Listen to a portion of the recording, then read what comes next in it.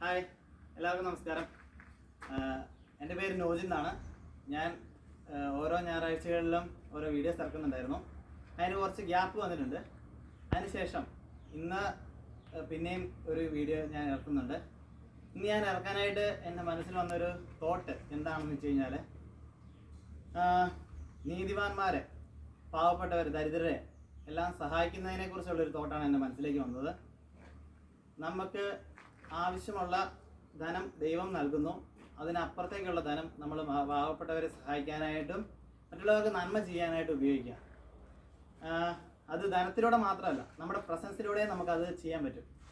നമ്മൾ മറ്റുള്ളവരെ കേൾക്കാനായിട്ട് കൂടുതൽ പരിശ്രമിക്കുക. അപ്പോൾ അവർക്കൊരു ആശ്വാസം തോന്നും, നമ്മൾ അവരെ മനസ്സിലാക്കുന്നുണ്ടല്ലോ എന്ന്.